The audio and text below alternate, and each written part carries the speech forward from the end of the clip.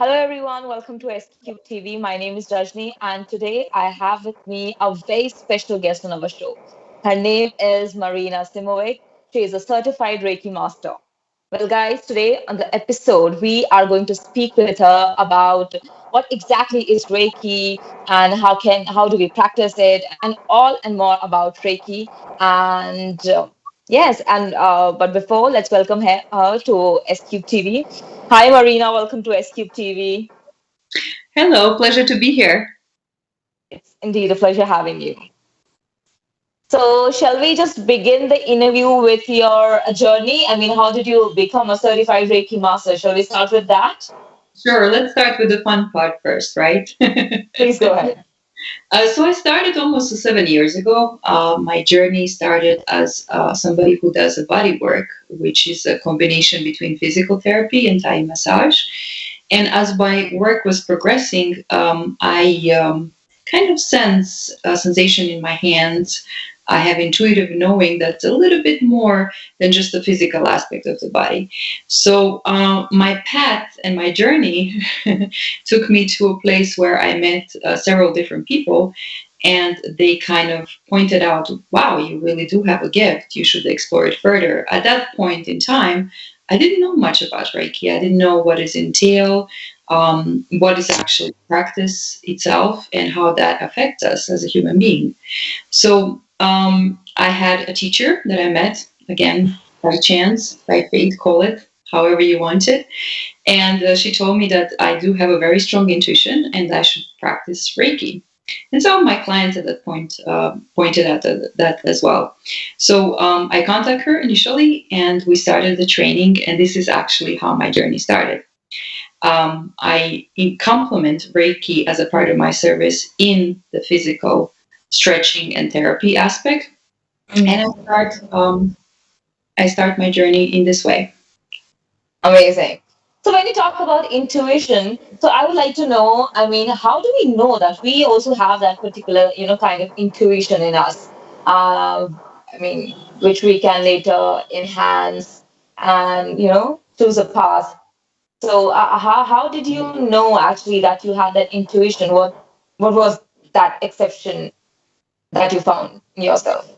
Well, when you do work with the physical body, there's also physical bodies, and not just the physical body. We are our emotion. We do have a mental state of mind, and we do have spirituality, believing or faith in something higher than us. So what I sense to believe, and I had sensation in my hands, a little bit of tingling, a little bit different, and I start to intuitively pick up certain messages from the people who I was working with. So, for example, they will be on the table and they would have just a normal physical pain in their knees. But in fact, it wasn't really a physical pain, it was more some emotional pain or inability for them to move forward in life. So this is where the pain comes from. So the pain itself, that doesn't just generate in our body through our physicality, but also through our emotion. And I think by working more so with people, you kind of develop that sense even more. And I think for women, it's more enhanced because we are a little bit more in tune with ourselves than maybe other sex. Okay. So now also I would like to know from you that how, for a person who don't know about Reiki, so what would you like to tell them? How exactly does Reiki work? And also, does it help a person in emotional, in improving their emotional state too? Yes, absolutely. So we do have four layers of the body, which is physical, mental, emotional, and spiritual body. So Reiki. It's 11 o'clock. Sorry for that. It's my computer. So Reiki actually establish healing on all four planes. Once when we do create sometimes illness in our body, and Reiki actually helps to balance all four layers of our body, especially our emotional body, because the way we think, we project that into a body also, and the way we feel, that projects on the physical aspect as well. So Reiki helps in all aspects. Okay. Okay. And how does it exactly work? If you can please, talk about that. Not, I mean, not too much detail, but yeah. Sure, it's an old Japanese method. It's a hands-on healing, and basically, I place my hand in a certain position on the body, and I feel a sensation in the hand. So it's kind of like, I always compare it like a playing a piano. You kind of, everybody has a melody, and I tune that melody a little bit further, a little bit higher. So it's a basically gentle touch on the body where I intuitively receive the messages. I feel sensation in my hands. Sometimes even if they're in pain, I also feel the pain in my body during the session as well. So it's a pretty Okay. transformational healing on many levels. Mhm. Oh, okay. So, I mean, there are people who also believe that, oh, these energies and all these things doesn't exist, and because, some people believe in it, and some people a section of people are there who doesn't believe in all these things. To all these people, how would you like to convince them that no, like the energies are really there and it does work? So, how would you like to explain them? Well, I wouldn't really convince anybody into this, because in order for you to believe or have a faith in something, it's there or it's not there. But I encounter a lot of people in my life where that journey took them by itself. So they don't need the convincing. Actually, what happens is they encounter some difficult times in their life where they were seeking a little bit more wisdom, knowledge, and intuitive knowing of what can change in their life. And then the practice itself was just complementary to them. So Mhm. they act with Reiki themselves. I don't have to tell them to do anything. But for somebody who is not open to it and is not ready to receive, I prefer not to work with those people, because they're not able to receive on their end. And no is a no. Oh, okay, okay. But also there's a thing about Reiki that it only helps you to. I mean, I don't know if it's a myth or not. I mean, you would be the better person to talk about it. But I would like to know from you that I don't, it's a myth or something that in Reiki it only helps in reducing the physical pain, but it doesn't treat the disease. Is No, it true? absolutely. It doesn't increase any kind of disease. It just helps you to calm down your mind, to have less anxiety about it, to sleep better, to have more clarity. And therefore, when your emotions are settled, your physical body can be different too, can be much more healthier. And then you think differently. Because most of the times when we think certain things, we can also manifest that into existence. It could Mm-hmm. be it could be wellness, but it could be a disease as well. So, do you believe in manifestation? Oh, absolutely. Would you like to talk about it more? Sure, sure. Please go ahead. Um, yeah, so manifestation is something that we imagine to happen. And most of the time, we expect the best outcome. But sometimes our mind take us to a different place, and maybe it's not the best outcome for the highest good at all. I always say, whatever happens in life, it should be to the highest good of myself and the person in front of me, the things that I'm trying to, not trying, that I am doing too. And I'm so sorry. I think there's a lag. Yeah, please go ahead. Oh, sorry. So, if you are working to manifest something in your life, it should be to the highest good at all, to the highest good of myself, to the highest good of the situation and outcome. So, there's a different rituals that you can do. You can use essential oils, you can meditate on it, you can use crystals to achieve a little bit of higher frequency and an energy where you come into that metaphysical field and feel Mm-hmm. that before actually becomes your reality. Oh, okay. So then there are these tricks or tips that one can follow for manifestation. Yes, absolutely. We can Uh, manifest whatever we want in life. I mean, I would really like to believe in it. So, would you like to give, a small tip for all those believers or all those seekers who wants to, manifest something? Sure, I think daily practice is really important. What you do on a daily basis, the first thing when you wake up in the morning, because that also changes your energy field, that changes the way you think and the way you feel. And the more you feel, the better things will become a reality in your life. So if you really want to manifest something, you have to create a certain ritual for yourself. It could be a meditation, it could be body movements, maybe yoga, stretching, also, nutrition. I find that nutrition is crucial to feel better, especially in Ayurveda. I'm sure you're familiar with that. Ayurvedic Mm-hmm. cleansing and Ayurveda nutrition. It's quite beneficial for a person to feel better. The idea is actually just to feel good. Mm-hmm. I know Yeah. we can feel good at all times, but the idea behind it is really to feel good. And from that, you can journal it, you can sing it, you can dance to it. It's a rhythm that will follow your manifestation. Mm-hmm. Okay. Okay. Got it. And I hope the audiences, who wanted a little tip or trick for manifestation, they have got the tip and they will follow a particular kind of ritual every day. And yes, the manifestation will come into existence then. Okay, now coming back to Reiki again. So I would like to know from you that is it possible to do a Reiki session online? I mean, also, do you take customers or patients online? Yes, absolutely. So that is called a distance Reiki. So I have been certified by the Master Certification, Reiki Level 3, and only a person who is Master Reiki can do this thing online. Actually, they need to finish Reiki level 2 because there is a distant symbols that are sent over to a country or person, and this is where the healing happens. For example, during the COVID, I didn't have an opportunity to see the clients in person, so I would do a lot of online and distance healing. My clients would be from Mexico, Miami, Florida, Croatia, pretty much anywhere in the world because we are all connected one way or another energetically. So it's possible to send that healing overseas to another country, to the whole planet itself, if we wish to. Oh, okay. So, but how, if a person is right there in front of you, in person, so there you can, you can have the sending of energies. But how is it possible, online? Because you are in some other part of the world, the other person some other part of the world. So how does these energies exchange? That's a great question. I get that question a lot.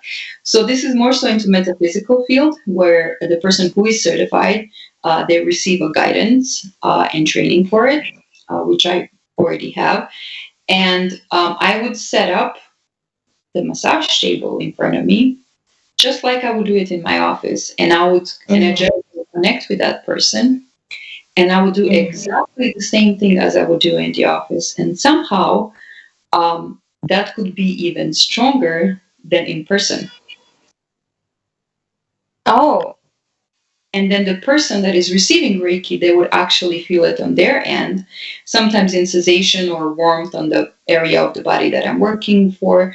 Sometimes they would go into the very deep sleep, or they would have an emotional release, maybe cry. Sometimes I would have to wait until they wake up so I can have that initial conversation and exchange an impression of the session that the person had with me. But it's very possible. Nowadays, we're changing the way we think, we're changing the way that we eat.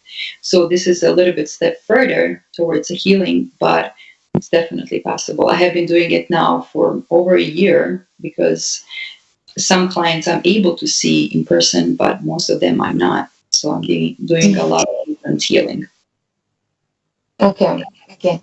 So, and also, about Reiki, I also have one more question. That all, I mean, all the people who wants to learn about Reiki, can they learn or can they get, online courses? Do you also provide online courses Yes, actually, I to do. to the ones who wants to learn and have interest in Reiki? Yes, I do online certification courses. I would send them Reiki manuals, Reiki books, what they need to learn. But everything would Mm-hmm. happen over the Zoom, where we would have meditation, journaling, attunements, intuitive writing, and the certification online. I already have that program. Okay, okay. Would you like to tell, I mean, all the people who are watching us right now or will be later, would you like to tell them how can they connect with you and, I mean, what kind of interest does one needs to have if they want to get into Reiki? Well, this is a little bit different because people get connected with you for some strange reason because they feel drawn to your energy or they feel that you understand where they are in life. So as a teacher, I usually get the clients that are meant to be for me. I believe in that that faith. I believe in that energy exchange. Usually contact me, we have initial conversation. Why would they like to be certified? Some people use it just on themselves because you can do also self-healing. And some people wanted to do it as a practice. So for somebody who wants to do just a Reiki level 1, they usually do it for themselves. But further on in their development in spiritual path, maybe they want to go further. So they schedule Reiki level 2. And if they want to practice it as a practice, then they get attuned for master level of certification. Okay, okay. And also, are there any kind of myths that one have or one has, I mean, about Reiki? I'm sorry, I didn't understand the question. Is there? Are there any kind of myths that people have regarding Reiki that you would like them to believe that no, it's just a myth, you should not believe in all these things? Yeah, sure. So again, we coming back to the beginning that some people are believer and some of them are really not. They Mm. don't believe that this exists at all. However, Reiki itself has been used in the hospitals as well. And there's a lot of hospitals actually in the United States where I come from that Reiki is used as a tool to enhance their quality of sleep, pain management, more clarity. It's kind of like a meditation within. So when people come to me, sometimes they ask me, I don't understand what the Reiki is. Like, is that a massage? So that's like the first thing that comes. It truly is not a massage. It's just a light touch on the body, where the hands are really activated by Reiki, and I directed that energy towards the healing. So the first myth is like, is that a massage? And then you have to tell them, no, not really. It's not a massage. The second thing that, again, you asked me that question before, how does that really work? Like, I'm all the way in Mexico and you in New York, and like, how do you direct that energy? Again, that's also training. Just like you go to a school and you learn the tool, you learn the skills. I was also trained, and I have been practicing this for several years. I have clients on many continents, including well, a lot of work now. It's based in the United States. So that's a myth number 2. Is like, how does this work? But then after they have that distance Reiki session, they're so baffled. Like they still, it's like, how did you feel that? How did you see that? And it's true. It becomes true for them because they experience that. They have that experience of distance Reiki. So I think those are the 2 most common myths. How does it work Okay. at distance, and is it a massage? Oh, okay. Okay. And what kind of pain or what kind of disease can we cure from Reiki? Okay, so we're not really using the word heal in that way because we're not a doctors. So it's not really. It can minimize the pain. You can sleep better. You can have more clarity in life. But I cannot cure anything because I'm not a doctor. I can just, sometimes I do receive intuitive message, for example, that a person has a cancer, which is much more extreme case. And there's also a languaging around that. You cannot just say, well, you do have a cancer, you have to check with your doctor. Like a more gentle way of explaining how Reiki can assist in that and minimize at least 50% of those effects that people have. But for the cure, I always suggest they should go to their practitioner or to their primary doctor and see, if there's a higher problem or health issues that they should deal with. Okay, got it, got it. So, when one gets a Reiki session, so I mean, what should they expect? So every session is different. Just like every day we wake up, we take a shower, we have a breakfast. Hopefully not the same breakfast every day. That's how our energy is. Every day can shift. For example, if we have a partner and it's not supportive of us, we might feel a little bit frazzled, dazzled in the morning, and we don't want to face that person. So it's the same with Reiki. So when a person comes in, for example, if there is a steady flow in their life, the finances are well, the family is healthy, they have a healthy relationship, then you see, I'm pretty much sure you know what the chakras are. Those are like 7 Yeah, energy seven centers. chakras. Yeah. Yeah. So you can see that their chakras are balanced, they're calm, they're relaxed. However, if that's not the case, if the opposite of that, if they don't have a supportive partner or their family or themselves are not healthy, then there's a lot of imbalances that can manifest in the body emotionally and mentally as well. So each Mm-hmm. time, person has a different experience. Sometimes they might come crying because they have so much emotional pain or physical pain, and sometimes they can just be blissful. Like even the energy on their face changes. It's kind of like a facelift because your whole energy of the face opens up. Then they ask you, "Wow, that's a beautiful glow." Like you went to, some surgery or you have like a Mm-hmm. facelift. Because that's what the energy is. If we feel tired and drained, our face shows that as well. Mm-hmm. Okay. And also, now that you have mentioned about chakras, I actually would like to know from you that if a person is going through a kind of pain and they want to treat it themselves, so how can they do that? Well, like we mentioned at the beginning, we're all intuitive. We kind of know where the pain is coming from. So, um, for example, when you were a child, when you were little, sometimes your mom would place the hand on your body, and immediately after that, of course, if the relationship is healthy, you will feel well because it's that gentle touch. It's warm, it's Mm-hmm. comforting. The intention of the mother is actually to help the child to feel better. So it's the same for us. We would touch our area of the body and just place the intention of the healing and feeling better in the body. However, if we want to go a little bit further, then I would suggest that you should get certified by Reiki Level 1, more advanced Reiki Level 2, and the Master Certification where you actually use those tools on yourself. I also do self healing for myself as a practice because I know my energy has to be clean to welcome people in my life who will come as a client or patient and they want to see me calm because that's the Okay. practice about.